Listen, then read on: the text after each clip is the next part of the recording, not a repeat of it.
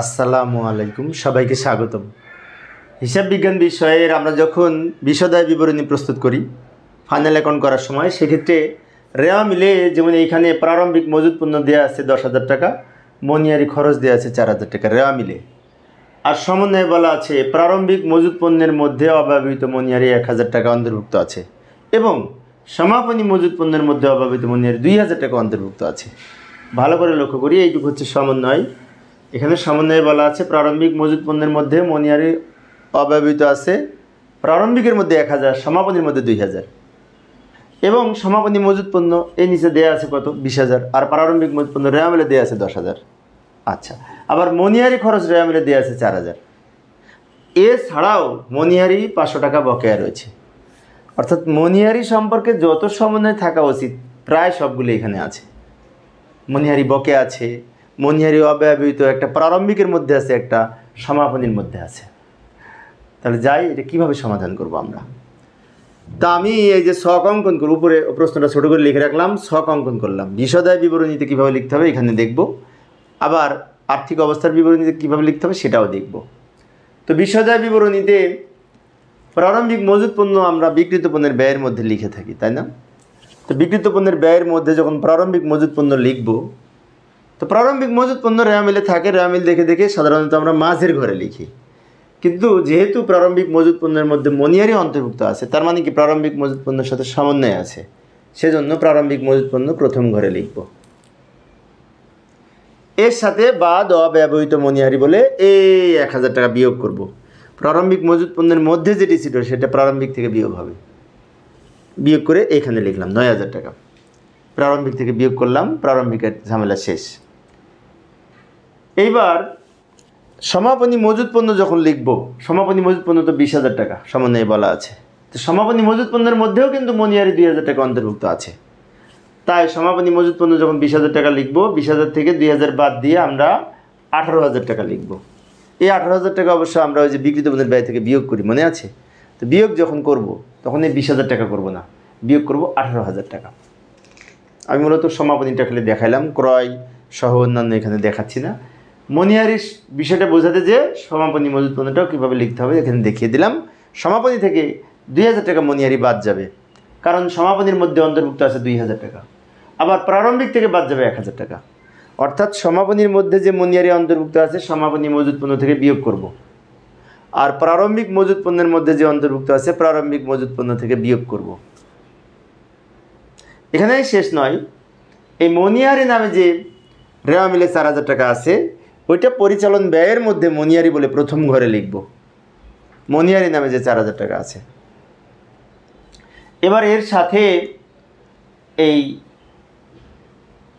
দুইটা যোগ হবে, একটা বাদ যাবে। কি কি যোগ হবে?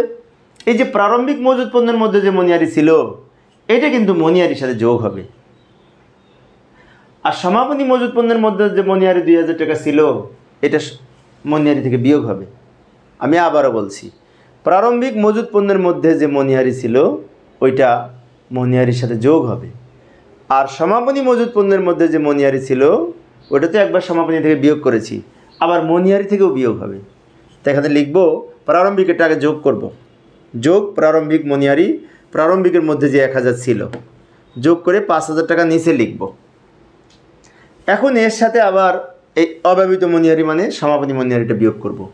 এই 2,000 টাকা সমাপনীর অন্তর্ভুক্ত আছে, এটা বিয়োগ করলাম, বিয়োগ করে 3,000 নিচে লিখলাম। আরও একটা আইটেম আছে, সেজন্য আমি আবারও বলছি, ভালো করে লক্ষ্য করি। প্রারম্ভিক মজুদ পণ্যের মধ্যে যে মনিহারি ছিল সেটা প্রারম্ভিক মজুদ পণ্য থেকে বাদ, কিন্তু মনিহারির সাথে যোগ, এবং সমাপনী মজুদ পণ্যের মধ্যে যে মনিহারি ছিল সেটা অব্যবহৃত মনিহারি নামে সমাপনী মজুদ পণ্য থেকেও বিয়োগ, মনিহারি থেকেও বিয়োগ, কারণ সমাপনী মজুদ পণ্যের মধ্যে যেটি থাকে সেটা অব্যবহৃত মনিহারি। এবার যোগ বিয়োগ করার পরে লাস্টে যে আইটেমটা হলো এটার সাথে এই বকেয়াটা যোগ করব। বকেয়া মনিহারি আছে 500 টাকা, ওইটা আবার যোগ করব, যোগ বকেয়া মনিহারি 500 টাকা। আমরা জানি মনিহারি বকেয়া থাকলে যোগ হয়, যোগ করে মোট 3500 টাকা লিখব। এই হচ্ছে বিশদায় বিবরণীতে লেখার নিয়ম।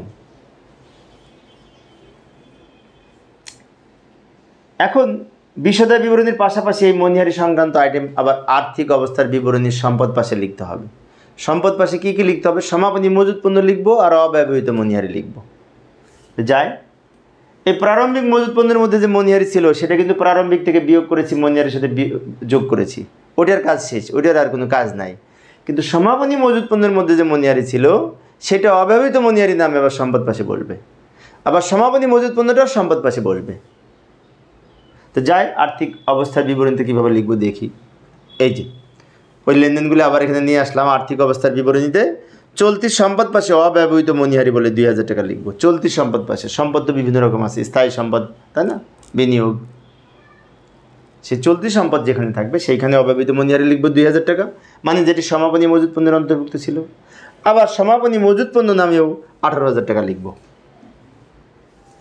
ভালো করে লক্ষ্য করি, সমাপনী মজুত পণ্যের মধ্যে যে মনিহারি 2000 টাকা ছিল এটা কিন্তু 4 জায়গায় হিসাবভুক্ত হচ্ছে, 4 বার লিখতে হচ্ছে। কিভাবে?